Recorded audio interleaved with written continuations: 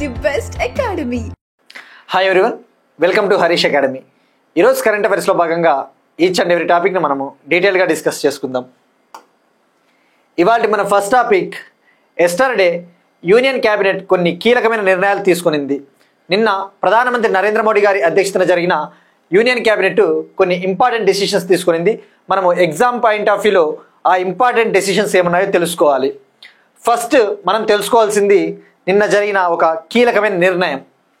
ఈ నిర్ణయంలో భాగంగా అంతర్జాతీయ బంగాళాదుంప కేంద్రానికి చెందిన ఇంటర్నేషనల్ పొటాటో సెంటర్కు చెందిన ఒక రీజనల్ సెంటర్ని, సౌత్ ఏషియాలో దక్షిణేషియాకు చెందిన ఒక రీజనల్ సెంటర్ని ఉత్తరప్రదేశ్లోని ఆగ్రాలో ఏర్పాటు చేయాలని చెప్పేసి నిర్ణయం తీసుకున్నారు. South Asia's research centre related to potato. దీని ముఖ్య ఉద్దేశము ఇండియాలో బంగాళాదుంప రైతుల్ని, పొటాటో ఫార్మర్స్ కోసము, వాళ్ళ అభివృద్ధి కోసము ఈ నిర్ణయం తీసుకోవడం జరిగింది. మనం గతంలో ఆల్రెడీ డిస్కస్ చేసుకున్నాం, మీకు గుర్తు ఉండే ఉంటుంది. మే నెలలో మనము ఒక హిందూ పేపర్ క్లిప్పింగ్ని, చిన్న హిందూ పేపర్ క్లిప్పింగ్ని పెట్టి మనం ఒక టాపిక్ డిస్కస్ చేసుకున్నాం. అందులో భాగంగా మనం ఒక టాపిక్ని డిస్కస్ చేసుకున్నాం, international potato centre. International potato centre, అంతర్జాతీయ బంగాళాదుంప కేంద్రం. ఇది పెరూ దేశంలో ఉంది. సౌత్ అమెరికా దేశమైన పెరూ దేశంలో ఉంది.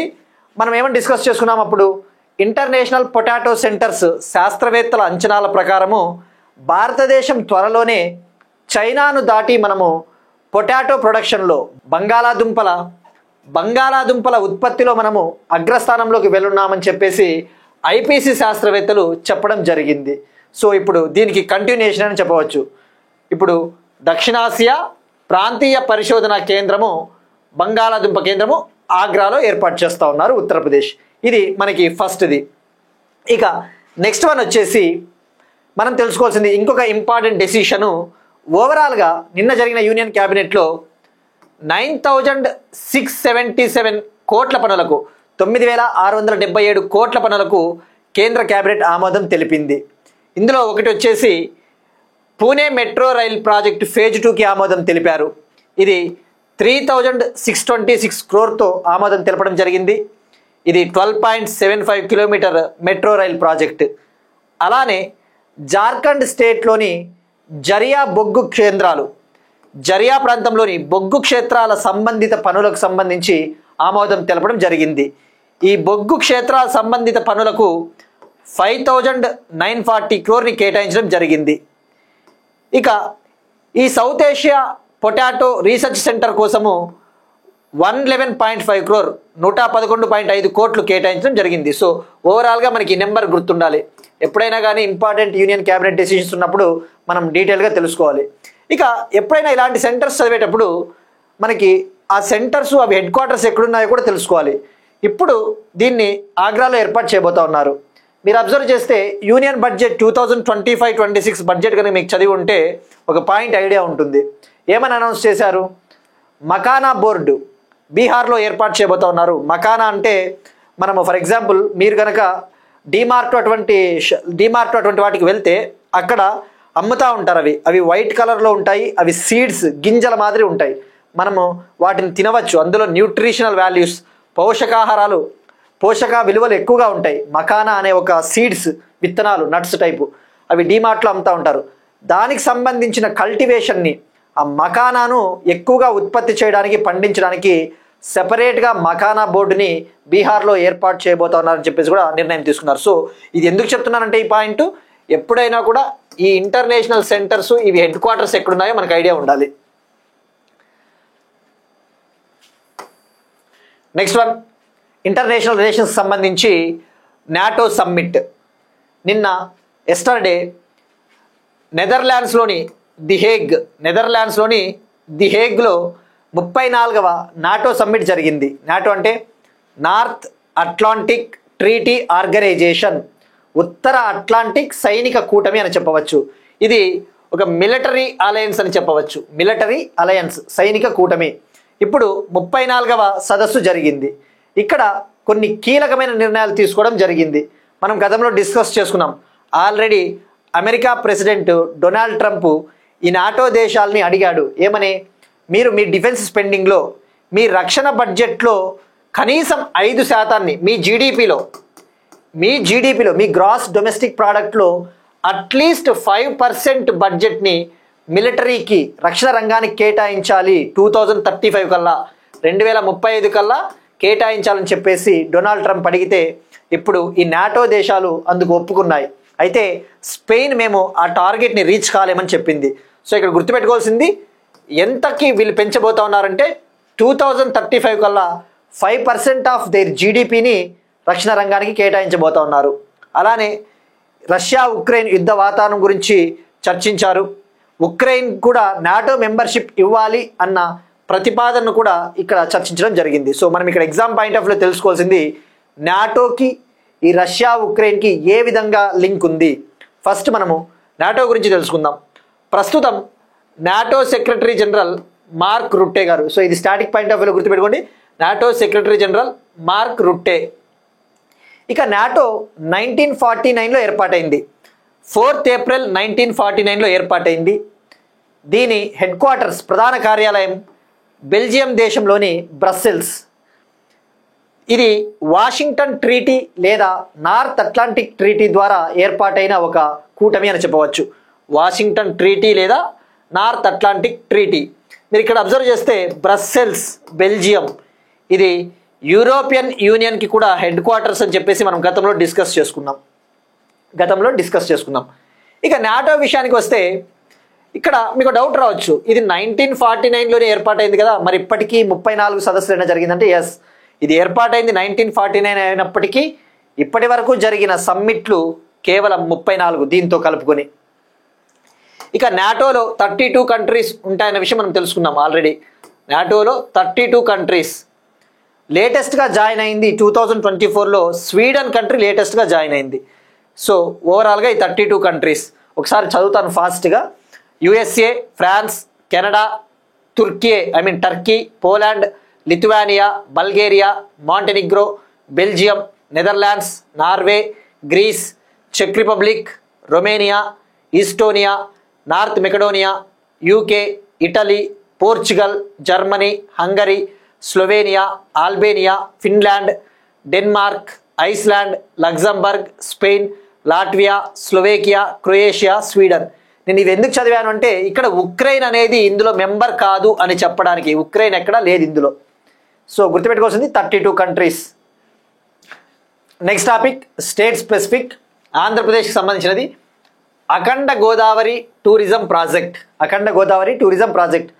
ఆంధ్రప్రదేశ్ స్టేట్ టూరిజంలో ఆంధ్రప్రదేశ్ని లీడర్గా తీర్చిదిద్దడానికి అఖండ గోదావరి టూరిజం ప్రాజెక్ట్కి శంకుస్థాపన చేశారు. ఇవాళ union tourism and culture minister Jitendra Singh గారు ఈ ప్రాజెక్టుకు శంకుస్థాపన చేయడం జరిగింది. ఇందులో భాగంగా ఆంధ్రప్రదేశ్లోని ఈస్ట్ గోదావరి జిల్లాలో ఉన్న రాజమహేంద్రం వద్ద ఉన్న ఈ గోదావరి బ్రిడ్జిని అభివృద్ధి చేయబోతా ఉన్నారు. అలానే అవసరమైన మౌలిక వసతులు లైక్ పుష్కర్ ఘాట్లు ఏర్పాటు చేయడము, అటువంటి మౌలిక వసతులను ఏర్పాటు చేయబోతా ఉన్నారు. ఇక్కడ గుర్తుపెట్టుకోవాల్సింది దీని బ్రిడ్జ్ పేరు వచ్చేసి దీన్నే హెవలాక్ బ్రిడ్జ్ అని కూడా అంటారు. హెవలాక్ ఇది సుమారుగా 125 ఇయర్ ఓల్డ్, 125 ఏళ్ళ చరిత్ర ఈ బ్రిడ్జికి ఉంది. హెవలాక్ బ్రిడ్జ్ లేదా ఓల్డ్ గోదావరి బ్రిడ్జ్. ఈ ప్రాజెక్టుని 94.44 crore 94.44 కోట్లతో ఈ ప్రాజెక్ట్ని చేపడతా ఉన్నారు. 2027లో జరగబోయే గోదావరి పుష్కరాల నాటికల్లా ఈ అఖండ గోదావరి టూరిజం ప్రాజెక్ట్ని కంప్లీట్ చేయాలని చెప్పేసి ఆంధ్రప్రదేశ్ ప్రభుత్వం భావిస్తూ ఉంది. ఇక అలానే ఈ అఖండ గోదావరి టూరిజం ప్రాజెక్టులో భాగంగా సైన్స్ సెంటర్ను కూడా ఏర్పాటు చేయబోతా ఉన్నారు. రీజనల్ సైన్స్ సెంటర్ బొమ్మూరు వద్ద దీన్ని ఏర్పాటు చేయబోతా ఉన్నారు. Regional science centre at Bommuru.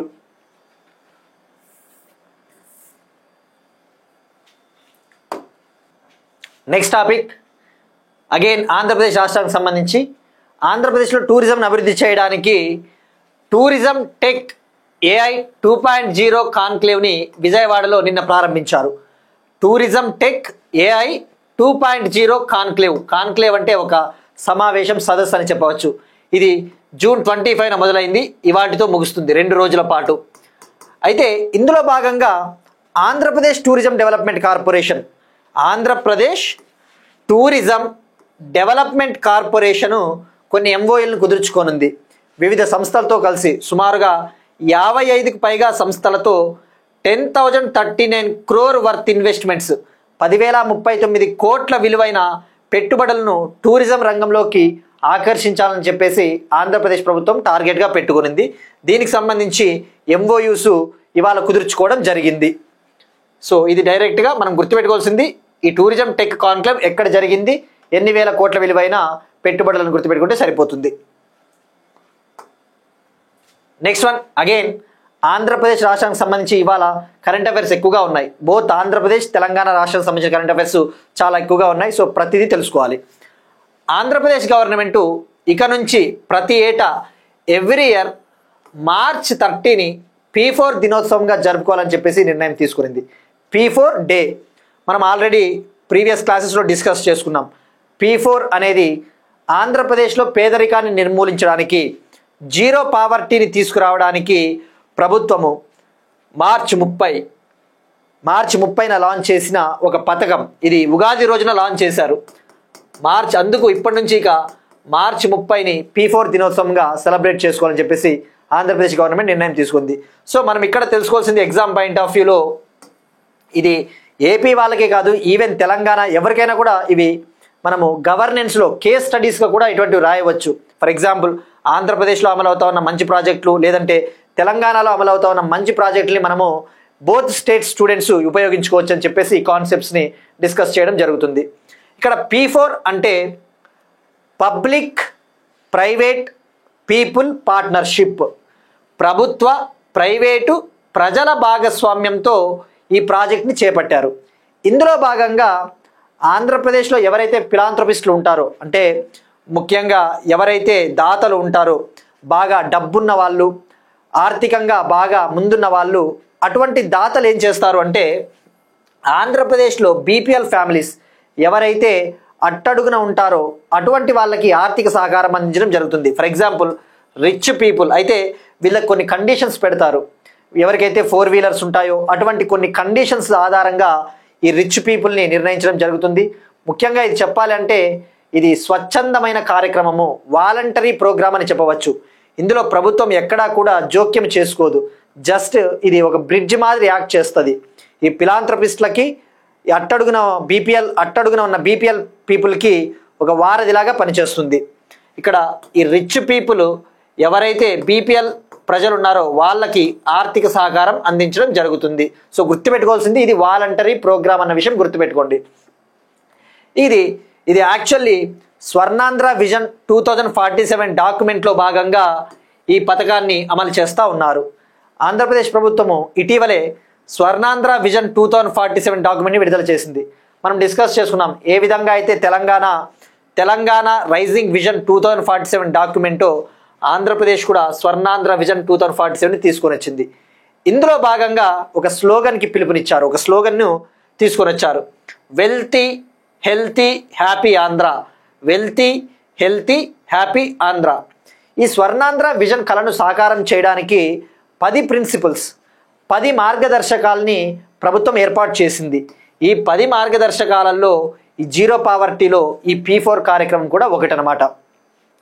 ఈ P4 కార్యక్రమంలో భాగంగా ఆంధ్రప్రదేశ్ ప్రభుత్వము ఎన్ఆర్ఐలతో కాంటాక్ట్ అవ్వడానికి కూడా ఫారిన్ కంట్రీస్లో P4 అడ్వైజరీస్, P4 సలహాదారులను కూడా ఏర్పాటు చేస్తూ ఉంది. P4 కాల్ సెంటర్ను కూడా ఏర్పాటు చేస్తూ ఉందన్నమాట. ఇక మనం తెలుసుకోవాల్సింది ఒకసారి ఎగ్జామ్ పాయింట్ ఆఫ్ వ్యూలో ఆ 10 గైడింగ్ ప్రిన్సిపల్స్ ఏమున్నాయి స్వర్ణాంధ్ర విజన్ 2047కి 10 సూత్రాల ప్రణాళిక. 1 జీరో పావర్టీ, పేదరిక నిర్మూలన, ఎంప్లాయ్మెంట్ ఉద్యోగ కల్పన, వాటర్ సెక్యూరిటీ నీటి భద్రత, ఫార్మర్ అగ్రిటెక్ వ్యవసాయ అభివృద్ధి, టెక్నాలజీతో కూడిన వ్యవసాయ అభివృద్ధి, skilling and human resources development నైపుణ్యాభివృద్ధి, మానవ వనరుల అభివృద్ధి, గ్లోబల్ బెస్ట్ లాజిస్టిక్స్ మౌలిక వసతులు, అంతర్జాతీయ స్థాయిలో మౌలిక వసతుల రూపకల్పన, కాస్ట్ ఆప్టిమైజేషన్, ఎనర్జీ సెక్యూరిటీ శక్తి భద్రత, ప్రోడక్ట్ పర్ఫెక్షన్ ఉత్పత్తుల సామర్థ్యాన్ని పెంచడం, క్వాలిటీ ప్రోడక్ట్స్ని ఉత్పత్తి చేయడం, Swachh Andhra clean Andhra, deep technology for all అంటే టెక్నాలజీని, ఆర్టిఫిషియల్ ఇంటెలిజెన్స్ని, బ్లాక్ చైన్ లాంటి టెక్నాలజీని అందరికీ అందుబాటులోకి తీసుకురావడం. ఈ 10 సూత్రాలు మనం తప్పకుండా గుర్తుపెట్టుకోవాలి. ఇవి ఎకనామిక్ సర్వేస్లో ఇవే ఇస్తాడు, ఇవే కాన్సెప్ట్సే మళ్ళీ వాడు రిపీట్ చేస్తాడు. నెక్స్ట్ వన్ అగైన్ ఆంధ్రప్రదేశ్కి సంబంధించి నిన్న అమరావతిలో ఒక నేషనల్ వర్క్షాప్ జరిగింది. క్వాంటమ్ టెక్నాలజీకి సంబంధించి ఇండియాలో క్వాంటమ్ టెక్నాలజీకి అవసరమైన మౌలిక వసతులు, అవసరమైన ఇన్ఫ్రాస్ట్రక్చర్ను డెవలప్ చేయడానికి అమరావతిలో క్వాంటమ్ వ్యాలీ టెక్ పార్క్ని ఏర్పాటు చేయబోతా ఉన్నారు. ఈ క్వాంటమ్ వ్యాలీ టెక్ పార్క్లో మొత్తం మౌలిక వసతులన్నీ కూడా ఏర్పాటు చేయబోతా ఉన్నారు. సో మనం ఆల్రెడీ డిస్కస్ చేసుకున్నాం, అమరావతి అనేది భారతదేశంలోనే మొట్టమొదటి క్వాంటమ్ కంప్యూటింగ్ గ్రామము, క్వాంటమ్ కంప్యూటింగ్ వ్యాలీ అని చెప్పేసి కూడా డిస్కస్ చేసుకున్నాం. ఇక 2025 విషయానికి వస్తే ఇది international year of quantum science and technology, అంతర్జాతీయ క్వాంటమ్ సైన్స్ అండ్ టెక్నాలజీ సంవత్సరంగా తెలుసుకున్నాము. ఇక క్వాంటమ్ కంప్యూటర్స్ పర్ఫార్మెన్స్ని క్యూబిట్స్లో కొలుస్తారని చెప్పేసి కూడా తెలుసుకున్నాం. నెక్స్ట్ వన్ తెలంగాణకు సంబంధించి ఒక కరెంట్ అఫైర్. తెలంగాణలో కమ్యూనిటీ పోలీసింగ్ని, మహిళల భద్రత కోసము, మహిళల భద్రతను పెంపొందించడం కోసము, ఉమెన్ సేఫ్టీని పెంపొందించడం కోసము తెలంగాణ పోలీసుకు చెందిన women safety wing team, Telangana పోలీస్కు చెందిన women safety wing team Tata advanced systems లిమిటెడ్తో ఒక ఎంఓయూ కుదుర్చుకునింది. Tata advanced systems limited. ఈ ఎంఓయూలో భాగంగా మహిళల భద్రతకు అవసరమైన టెక్నాలజీని, కెపాసిటీ బిల్డింగ్ సామర్థ్యాన్ని ఈ ఉమెన్ సేఫ్టీ వింగ్కి టాటా అడ్వాన్స్డ్ సిస్టమ్స్ లిమిటెడ్ అందించబోతా ఉంది. ఫర్ ఎగ్జాంపుల్ ఆల్రెడీ తెలంగాణలో she teams, Bharosa centres, anti human trafficking units ఉన్నాయి కదా, వాటికి కెపాసిటీ బిల్డింగ్ అనమాట, అంటే నైపుణ్య శిక్షణ అటువంటివి ఇవ్వడం జరుగుతుంది. నెక్స్ట్ వన్ అగైన్ తెలంగాణకు సంబంధించి ఇంపార్టెంట్ కరెంట్ అఫైర్. ఇది మనకి ఎకానమీలో కూడా హెల్ప్ అవుతుంది.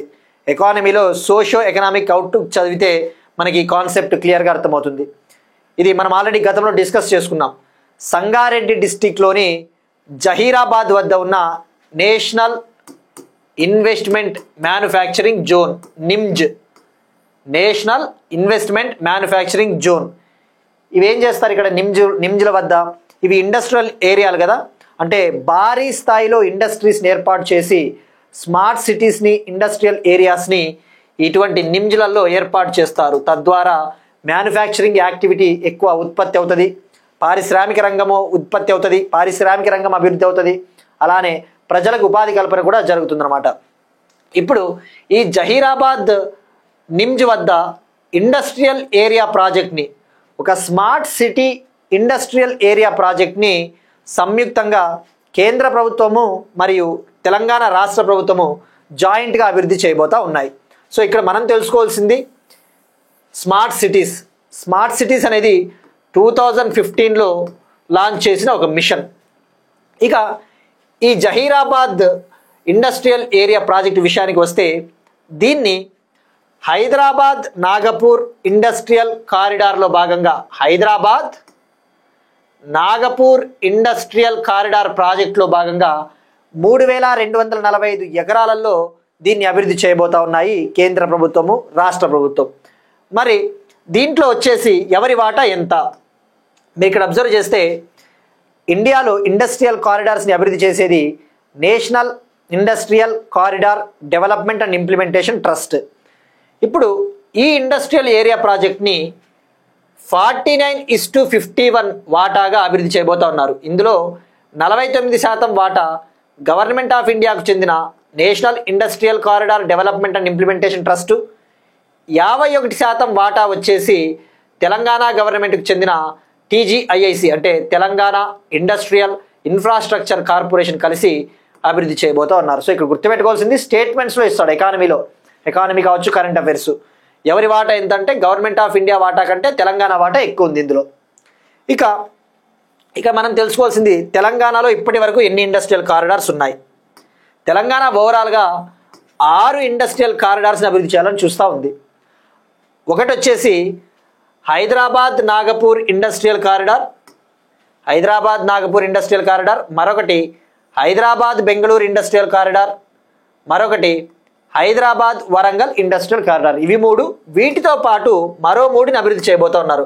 ఒకటి Hyderabad to Mancherial industrial corridor, గుర్తుపెట్టుకోండి ఇది స్టేట్ హైవేల మీదుగా, Hyderabad Mancherial industrial corridor state హైవేల మీదుగా. అలానే హైదరాబాద్ నల్గొండ ఇండస్ట్రియల్ కారిడార్ని అభివృద్ధి చేయాలని చూస్తూ ఉన్నారు. మరొకటి హైదరాబాద్ ఖమ్మం ఇండస్ట్రియల్ కారిడార్ని అభివృద్ధి చేయాలని చూస్తూ ఉంది ప్రభుత్వం. సో ఓవరాల్గా 6.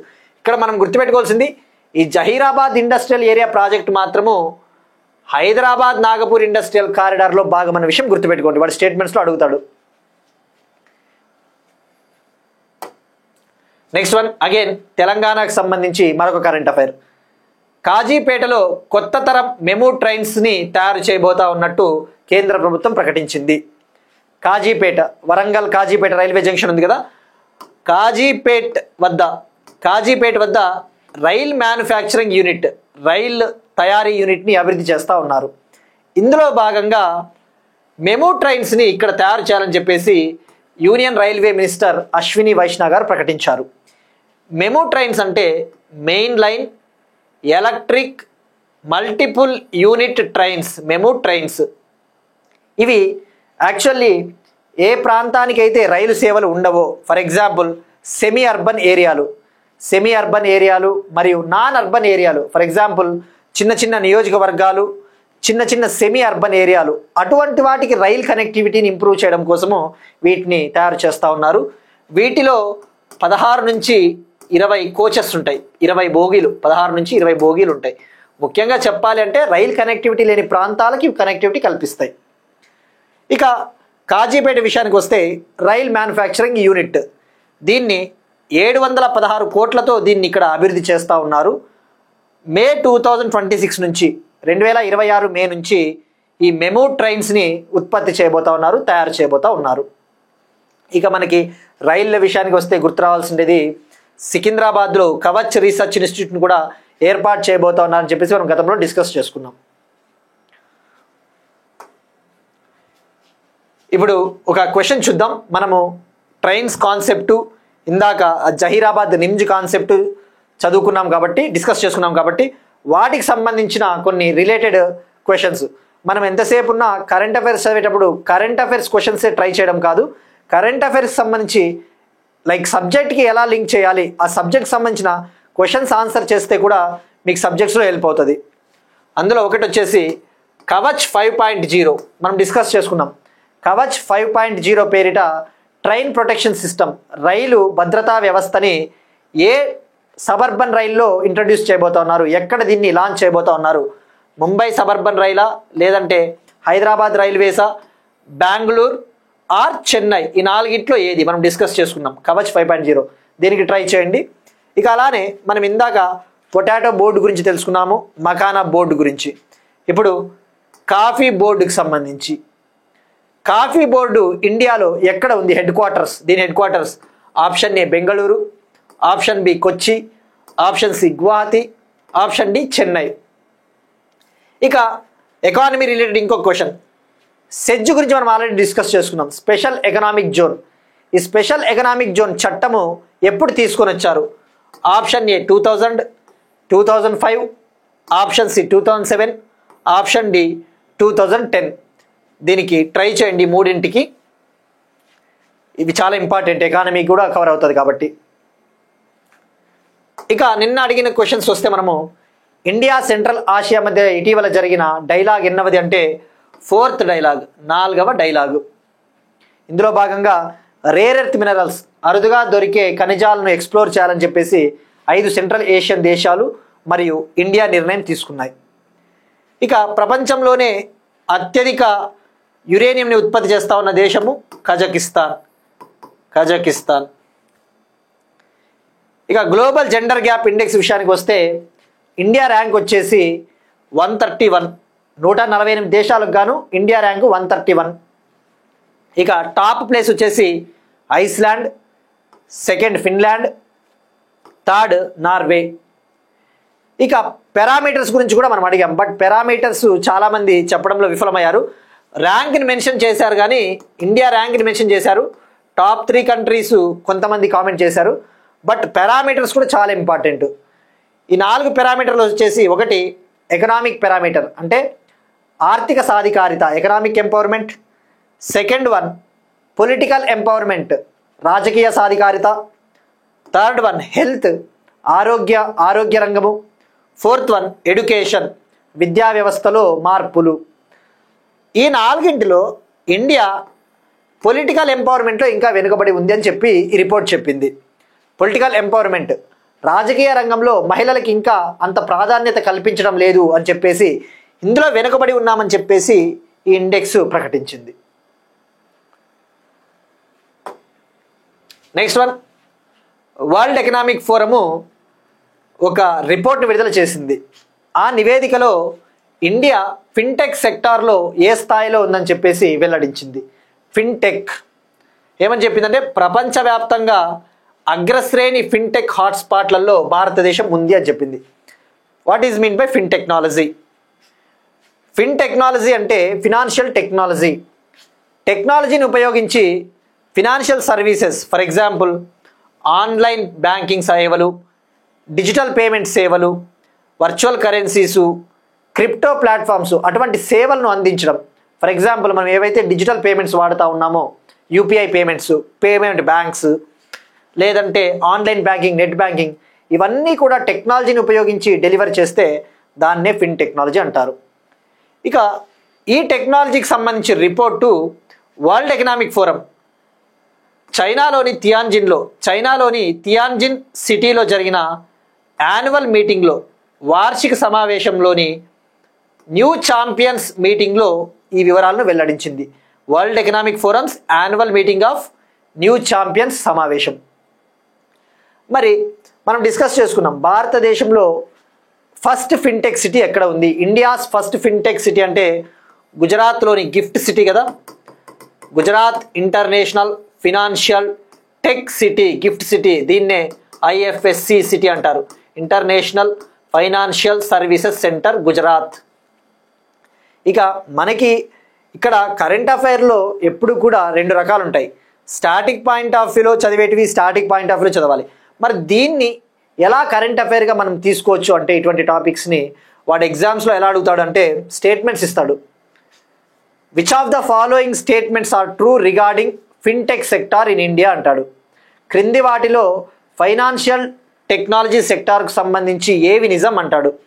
అప్పుడు స్టేట్మెంట్లు ఇవ్వచ్చు. భారతదేశంలో మొట్టమొదటి ఫిన్టెక్ సిటీ గుజరాత్, అట్లా వరల్డ్ ఎకనామిక్ ఫోరంకి సంబంధించి కూడా అడగవచ్చు. ఇక వరల్డ్ ఎకనామిక్ ఫోరం విషయానికి వస్తే, ప్రపంచ ఆర్థిక వేదిక కదా, ఇది 1971లో ఏర్పాటైందని మనం గతంలో తెలుసుకున్నాం. దీని ఫౌండర్ క్లాస్ ష్వాబ్ గారు. Class Schwab.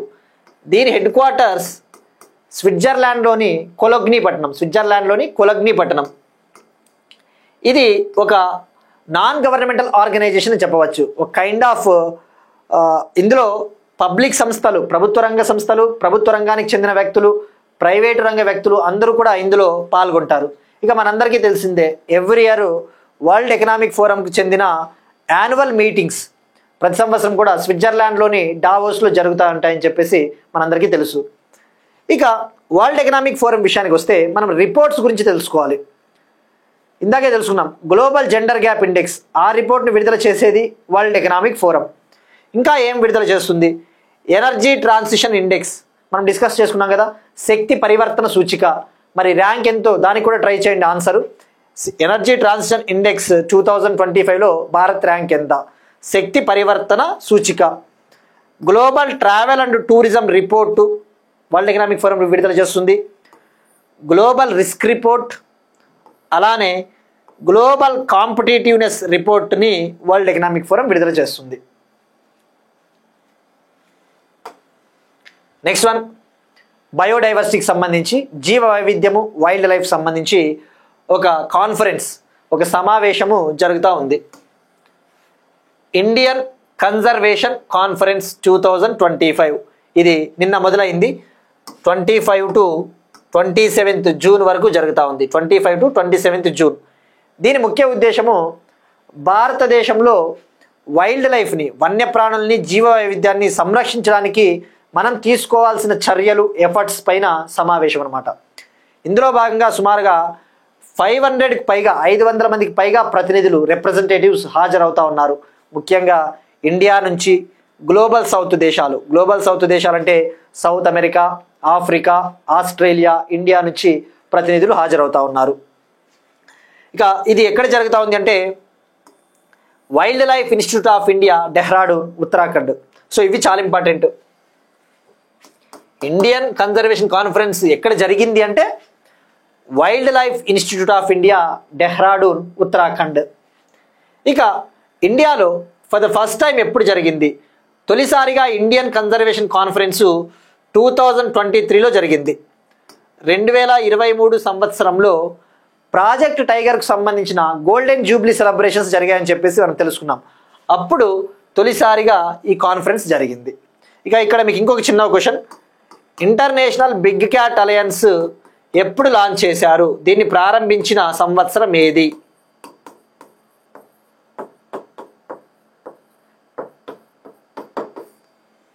దీనికి తప్పకుండా ట్రై చేయండి, IBCA. సో ఎందుకు ఇవన్నీ మనం ఇలా చెప్తున్నామంటే మిమ్మల్ని కొద్దిగా లైక్ ఎప్పటికప్పుడు మైండ్ని మనం చురుగ్గా ఉంచుకోవాలి. మనం ఏదైనా ఒక టాపిక్ చెప్తా ఉన్నప్పుడు వాటిని కనుక మనం లింక్ చేసుకున్నట్టయితే మనకి మైండ్ యాక్టివ్గా పనిచేస్తుంది. ఎన్నిసార్లు మనము రీకాల్ చేసుకున్నట్టయితే, ఎన్నిసార్లు మనము స్ఫురణకు తెచ్చుకున్నట్లయితే అన్నిసార్లు మనకి బాగా గుర్తుండడానికి అవకాశం ఉంటుందని చెప్పేసి మరీ మనం అడగడం జరుగుతూ ఉంది.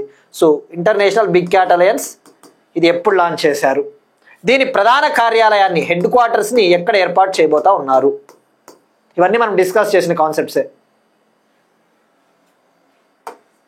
నెక్స్ట్ వన్, F-35A ఫైటర్ జెట్లను కొనుగోలు చేయనున్న UK డిఫెన్స్ అండ్ సెక్యూరిటీకి సంబంధించి నిన్న నాటో సమ్మిట్ జరిగింది. 34వ నాటో సమ్మిట్ సందర్భంగా UK prime minister Keir Starmer గారు USA ప్రెసిడెంట్ డొనాల్డ్ ట్రంప్తో ఒక ఒప్పందం కుదుర్చుకున్నారు.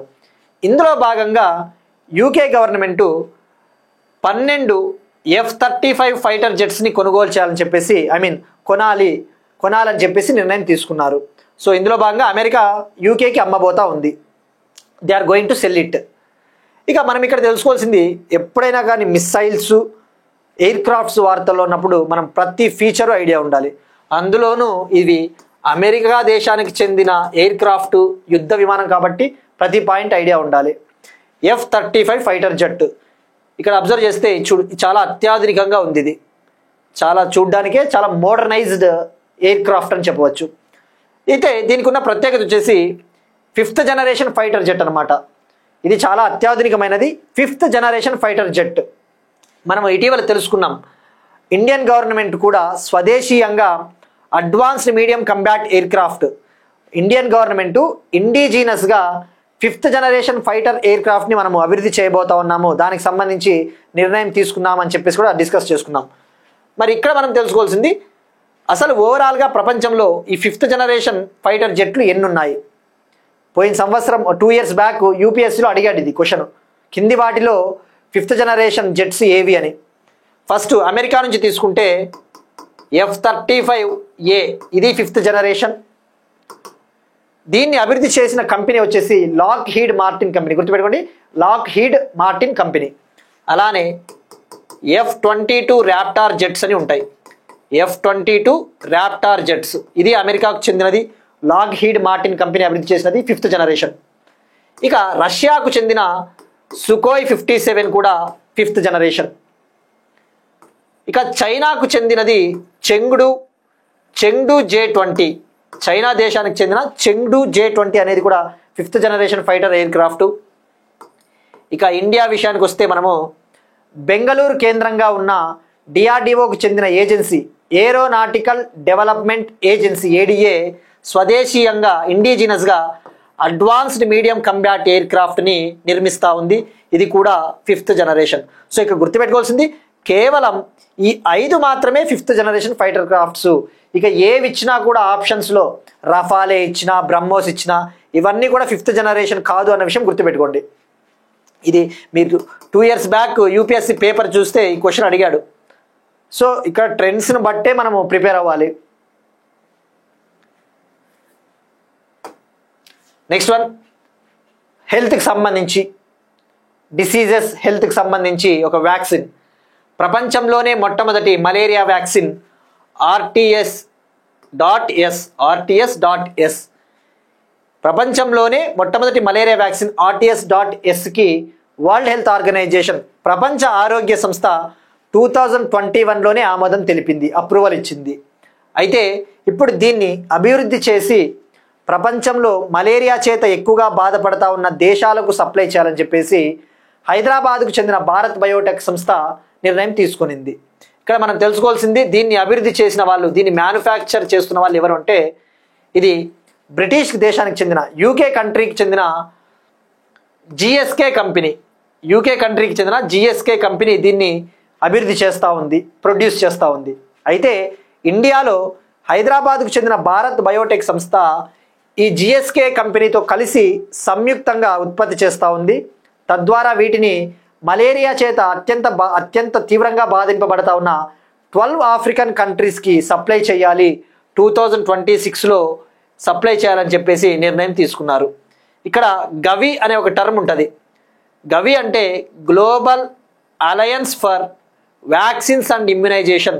Global alliance for vaccines and immunisation దీని ప్రధాన బాధ్యత, మెయిన్ రెస్పాన్సిబిలిటీ వచ్చేసి ప్రపంచ దేశాలకు వ్యాక్సిన్స్ని సప్లై చేయడము దీని ప్రధాన బాధ్యత. సో ఇందులో భాగంగా 2026 కల్లా గవికి ఈ మలేరియా వ్యాక్సిన్ని భారత్ బయోటెక్ సరఫరా చేయనుంది. ఇక 2028 కల్లా ఈ మలేరియా వ్యాక్సిన్ని అతి తక్కువ ధరకే అందించబోతా ఉన్నట్టు ప్రకటించింది ఈ సంస్థ. సో ఇక్కడ మీకు ఇంకొక question, world health organisation headquarters ఎక్కడ? World health organisation headquarters ఎక్కడ? ఇది ఏర్పాటైన ఇయర్ ఎప్పుడు? Established year. దీనికి ట్రై చేయండి. ఇక్కడ దీనికి ఇంకొక పేరు ఉంది. ఈ RTS.Sకి ఈ వ్యాక్సిన్నే మాస్క్యూరిక్స్ అనే వ్యాక్సిన్ అని పిలుస్తారు. మాస్క్యూరిక్స్ అనే పేరుతో పిలుస్తారు. మాస్క్యూరిక్స్ పేరుట దీన్ని పిలవడం జరుగుతుంది. మాస్క్యూరిక్స్ లేదా RTS.S, world's first malaria vaccine. Next one, awards ఫెలోషిప్స్కి సంబంధించి సికింద్రాబాద్లోని కిమ్స్ హాస్పిటల్ డాక్టర్కి ప్రతిష్టాత్మక రాయల్ కాలేజ్ ఫెలోషిప్ అవార్డు. ప్రతిష్టాత్మక రాయల్ కాలేజ్ ఫెలోషిప్ సికింద్రాబాద్లోని కిమ్స్ హాస్పిటల్ డాక్టర్ శరత్ చంద్రమౌళి గారికి దక్కింది. ఈ ఫెలోషిప్ని యూకేలోని లండన్ ఇవ్వడం జరుగుతుంది. యూకేలోని లండన్. సో ఇది డైరెక్ట్గా fact, royal college of physicians fellowship. Next one, books, important బుక్స్కి సంబంధించి నిన్న June 25 ఎమర్జెన్సీ విధించి 50 ఏళ్ళు పూర్తయిన సందర్భంగా union home minister Amit Shah గారు ఒక పుస్తకాన్ని విడుదల చేశారు. ఆ బుక్ నేమ్ వచ్చేసి ద ఎమర్జెన్సీ డైరీస్ అనే పుస్తకం. The emergency diaries, years that forged a leader. ఈ పుస్తకం ప్రాముఖ్యత వచ్చేసి ఎమర్జెన్సీ టైంలో ఇప్పుడు ప్రస్తుతం ప్రధానమంత్రిగా పనిచేస్తూ ఉన్న నరేంద్ర మోడీ గారు అప్పుడు RSS ప్రచారకర్త, రాష్ట్రీయ స్వయం సేవక్ సంఘ్ ప్రచారకర్త. సో ఆ టైంలో ఎమర్జెన్సీ విధించినప్పుడు ఏ విధంగా అప్పటి ప్రభుత్వానికి, ఆ ఎమర్జెన్సీ పరిస్థితులకి ఏ విధంగా వ్యతిరేకంగా పోరాడాడో అని చెప్పేసి నరేంద్ర మోడీ గారికి సంబంధించిన అతని కార్యక్రమాల్ని ఈ పుస్తకంలో పొందుపరచడం జరిగింది. సో ఇది నరేంద్ర మోడీ గారికి సంబంధించిన పుస్తకం అని చెప్పేసి మనం అర్థం చేసుకోవచ్చు. వాడు అట్లా కూడా అడగవచ్చు, the emergency diaries, years that forged a leader, ఈ పుస్తకం ఏ లీడర్కి సంబంధించినదని కూడా అడగవచ్చు. సో ఇది రిలీజ్ చేసింది అమిత్ షా గారు. ఇక నిన్న అలానే కేంద్ర ప్రభుత్వము June 25 రోజున లోక్ తంత్ర జిందాబాద్ యాత్రను కూడా ప్రారంభించింది. లోక్ తంత్ర జిందాబాద్ యాత్ర అంటే ఈ లోక్ తంత్ర జిందాబాద్ యాత్ర అనేది ప్రధాన ఉద్దేశము దేశవ్యాప్తంగా పర్యటనలు చేపట్టి ప్రజాస్వామ్య విలువలు, డెమోక్రటిక్ వాల్యూస్, డెమోక్రటిక్ రైట్స్, ప్రజాస్వామ్య హక్కుల పట్ల ప్రజల్లో అవగాహన కల్పించడానికి కేంద్ర ప్రభుత్వము లాంచ్ చేసిన ప్రోగ్రామ్ అని చెప్పవచ్చు. లోక్ తంత్ర జిందాబాద్ యాత్ర. దీన్నే లాంగ్ లివ్ డెమోక్రసీ అనే #తో దీన్ని ప్రారంభించడం జరిగింది. ఇవి ఇవాటి కరెంట్ అఫైర్స్. మనం ఒకసారి క్విక్గా రీక్యాప్ చూద్దాం. అంతర్జాతీయ బంగాళాదుంప కేంద్రం, దక్షిణాసియా ప్రాంతీయ పరిశోధన కేంద్రాన్ని ఆగ్రాలో ఏర్పాటు చేయబోతా ఉన్నారు. 34వ నాటో శిఖరాగ్ర సమావేశం ది హేగ్, నెదర్లాండ్స్.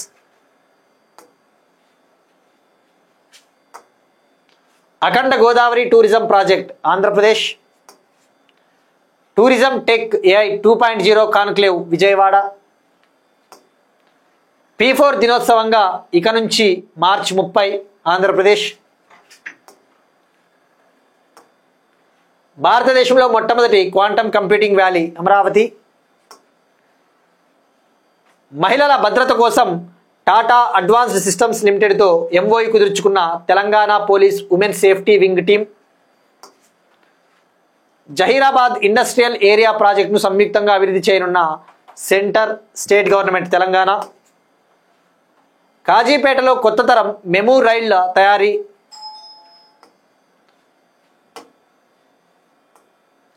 ప్రపంచవ్యాప్తంగా అగ్రశ్రేణి ఫిన్టెక్ హాట్స్పాట్లలో భారతదేశం world economic forum. Indian conservation conference 2025 wildlife institute of India Dehradun. F-35A fighter జెట్లను కొనుగోలు చేయనున్న యూకే. ప్రపంచంలో మొట్టమొదటి మలేరియా వ్యాక్సిన్ RTS.S. కిమ్స్ వైద్యునికి ప్రతిష్టాత్మక royal college fellowship. The emergency diaries పుస్తకాన్ని రిలీజ్ చేసిన హోమ్ మినిస్టర్ అమిత్ షా గారు. That's it. These are today's current affairs. ఇక ఇవాల్టి కరెంట్ అఫైర్స్ సంబంధించిన కంప్లీట్ ఇన్ఫర్మేషన్ PDF రూపంలో టుమారో మన WhatsApp channel Harish academy WhatsApp ఛానల్లో అవైలబిలిటీ ఉంటుంది. సో ప్రతి ఒక్కరు కూడా ఆ వాట్సాప్ ఛానల్లోకి యాక్సెస్ అయ్యి అక్కడ ఉన్న PDFని పొందవచ్చు. That's it. Will meet you again tomorrow. Thank you everyone.